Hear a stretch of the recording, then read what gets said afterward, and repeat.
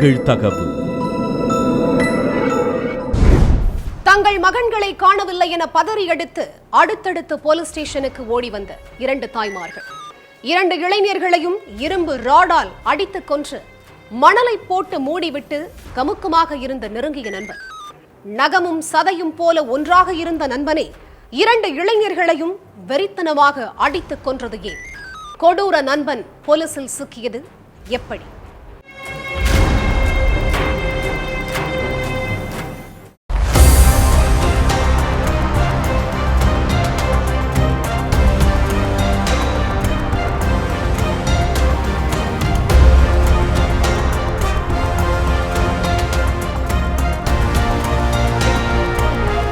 Sir, 10 நாளா என் மகன் அப்புராஜ் வீட்டுக்கே வரல.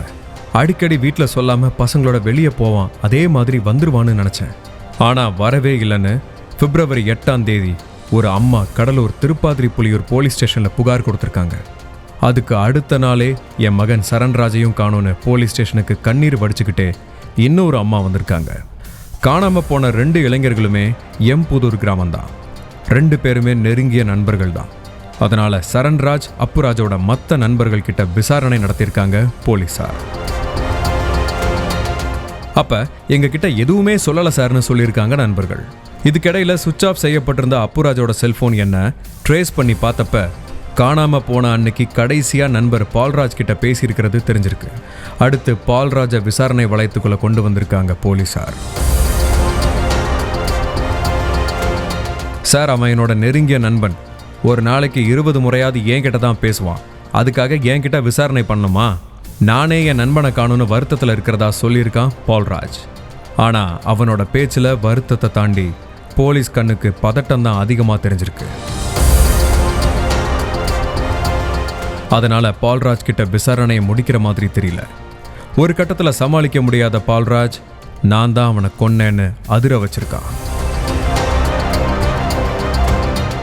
ஊமங்கலத்தில் கணேசனுக்கு சொந்தமான கல்குவாரி ஒன்று இருக்கு.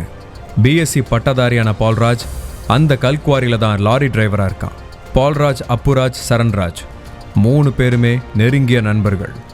தினமும் கல்குவாரியில உட்கார்ந்து தான் மது குடிக்கிறது வழக்கம். அப்படி 3 பேரும் மேலும் 2 நண்பர்களோட சேர்ந்து மது குடிச்சிட்டு இருந்திருக்காங்க. அப்போ அப்புராஜ் பால்ராஜோட அக்காவை பத்தி தப்பா பேசினதா தெரியுது. வேண்டாண்டா, போதையில என் அக்காவை பத்தி பேசாத, அவங்க உனக்கும் அக்கா மாதிரின்னு சொல்லியிருக்கான் பால்ராஜ். உன் அக்கா எனக்கு அக்காவா? அப்படி ஒரு அக்கா எனக்கு இருந்திருந்தா நான் உயிரோடவே வச்சிருக்க மாட்டேன், கொன்னுருவேன்னு அப்புராஜ் சொல்லியிருக்கான். பால்ராஜ் எவ்வளோ கண்டிச்சோம் அவங்க அக்காவை பத்தி பேசுறத அப்புராஜ் நிறுத்தவே இல்லை. இதனால கடுப்பான பால்ராஜ் லாரியில கடந்த இரும்பு ராடால அப்புராஜை அடின்னு அடிச்சிருக்கான். அப்போ அவனை அடிக்காதடான்னு சப்போர்ட்டுக்கு வந்த சரண்ராஜையும் இரும்பு ராடால வெறித்தனமா புரட்டி எடுத்திருக்கான். மது போத ஒரு பக்கம், அக்காவை கீழ்த்தரமா பேசிட்டானேங்கிற கொந்தளிப்பு மறுபக்கம்னு கொலவெறியோட இருந்த பால்ராஜ், அப்புராஜ், சரண்ராஜ் 2 பேரோட உயிரையுமே குவாரியிலேயே எடுத்துட்டான்.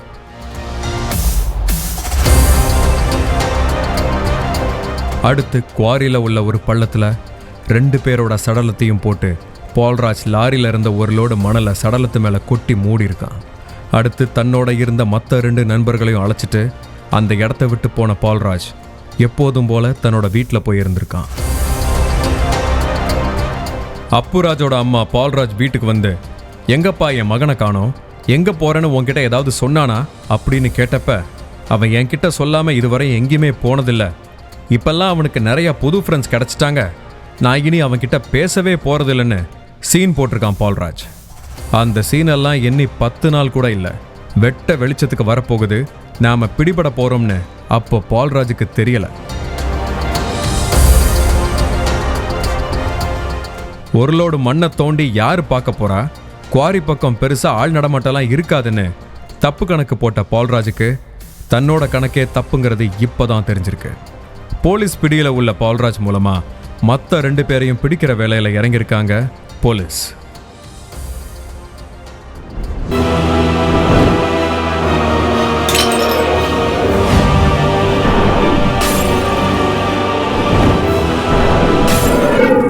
நிகழ்தகவு.